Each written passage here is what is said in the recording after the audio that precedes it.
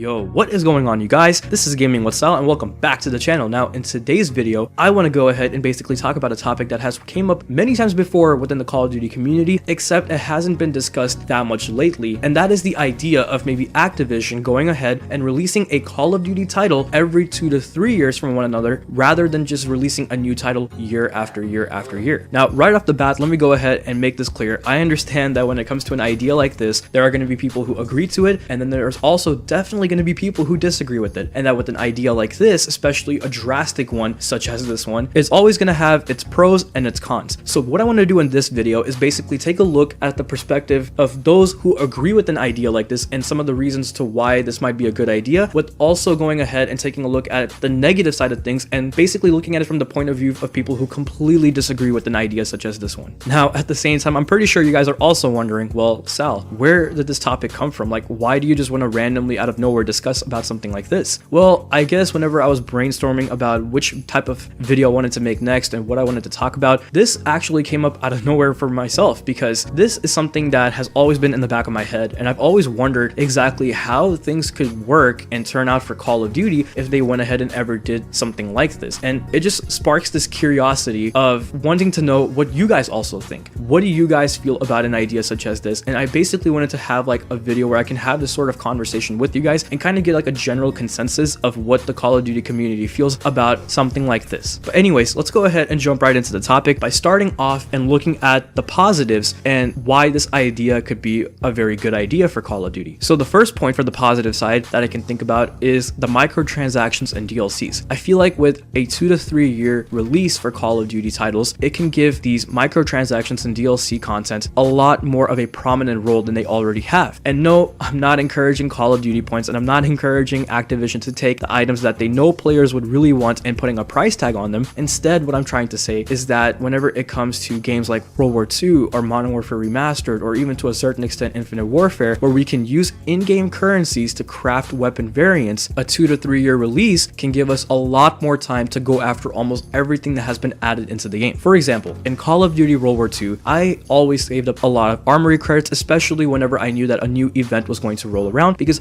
along with new events, Sledgehammer Games always added a couple of new set of weapons, and I would always want to be able to get those new weapons. However, I was not able to always unlock every single one of them, because when it came to the armory credits, it took a very long time to earn them from playing the actual game. Like, maybe I would have enough armory credits for a single weapon that came out versus like the entire set of weapons that came out for that event. And this is only because I am a casual gamer. I still have a daytime job that I have to attend to. I still have college that I go to. So in a way, I'm not someone who can put in that much time into the game versus some of these other big YouTubers who basically play the game for a living. And not to mention, the majority of the Call of Duty community is made up by people such as me, who are just casual gamers who don't really put that much time into the game and sort of play whenever they have free time lying around. So like I said, with a 2 to 3 year release, we can have more time to go after almost all of the extra content that gets added into the game, not to mention these DLC content or items that they add into the game, like new maps, weapons, etc., kind of give a more longevity to the game than intended. Because look at a game like Black Ops 3 as an example. That game technically went on for 3 years straight. When Infinite Warfare came out, a lot of people did not enjoy that game, so they went right back to Black Ops 3. When Call of Duty World War II came out, yeah, people kind of enjoyed it. People still played it a lot more than Infinite Warfare, but then there was also a lot of people who still got bored of the game and decided once again to go back to Black Ops 3. So in a way, Black Ops 3 went on for 3 whole years without that many people complaining about it. Instead, people were like, oh my goodness, thank God Black Ops 3 is still here, otherwise I would not be playing Call of Duty right now. So Black Ops 3 kind of proved that a 3 year development cycle, or not development cycle, but release date, can actually work for the franchise if it's done right. And that's where I want to go ahead and switch gears and go to the negative side, because if we look at it from the other side and the other point of view, well, what happens if a Call of Duty doesn't deliver? For example, what if a game like Infinite Warfare came out in 2016 and we knew that we were not going to get another Call of Duty until 2019? Imagine how detrimental that can become for the entire franchise itself, because not only will people leave Call of Duty until the next one gets released, might actually find different games along the way. Like, some of those people might actually get into another genre, another franchise, and who knows, by the time the next Call of Duty releases, their interest in Call of Duty might actually go away. And even if it's still there just by a little bit and they're just wondering, ooh, what's the next Call of Duty going to be about? Well, what if that next Call of Duty also fails to deliver? Then that's it. It's over. There's no chance of bringing that player back to the Call of Duty franchise, unless if you bring back something nostalgic like Modern Warfare 2, and if that player was even around when Modern Warfare 2 was released. So you see what I mean? There's a lot of risk behind the idea of releasing a Call of Duty title every 2 to 3 years as well. Now, going back to the positive side of things, well, at the same time, you can argue that maybe a 2 to 3 year release between each title can allow developers to actually have much more longer time to, put into their game and actually create a game that is complete and ready to go on the day it launches. Because we all know that for the past couple of years, for some reason, even with a 3-year development cycle, some of these games are not complete whenever they first come out. And that is something that is starting to become an issue amongst players, because it is annoying. And I do see where players are coming from whenever they get upset that a game is not complete, because you're paying a full $60 for it and you're not getting most of the features that were promised whenever you would get your hands on the game. Yeah, that's not right at all. So in a way, I kind of see why people could argue that the idea of releasing a Call of Duty every 2 to 3 years is actually a good idea. But unfortunately, it seems like that in this situation, that the negative kind of prevails over the positive, because of what I just basically said, that people can kind of lose interest between the weight of the current Call of Duty with the next one if they're disappointed with the one that just got released, and maybe possibly find another game or another series to just latch onto and completely forget about Call of Duty altogether. So overall, what I'm basically trying to say is that there are a couple of good reasons to why this idea can work, but at the same time, there's also reasons to why it can't. And this is, like I said, where I want to hand it to you guys. What do you guys think about Call of Duty possibly releasing every 2 to 3 years versus year after year after year? Do you think that is a good idea, or do you think that it's a terrible idea and that we should just stick with the yearly releases for Call of Duty? And I would love to know why you think the way you do. But anyways, that's all I have for you guys in this video. And I know that I didn't really present that many points for both sides of the argument whenever it comes to this idea, but I feel like if I did, I would be sitting here for 20 or 30 minutes just talking about reasons why it's a good or bad idea. So in a way, I just kind of summarized it for you guys and only brought out the main points for both sides of the argument for this topic. So hopefully that was good enough. But anyways, I'm gonna go ahead and get out of here. So if you guys enjoyed the video, please leave a like, comment, subscribe, click the bell icon so you'll never miss an upload, and follow me on my social media accounts to stay connected. Links will always be in the description below. And I'll go ahead and talk to you guys in the next one. So take care of yourselves,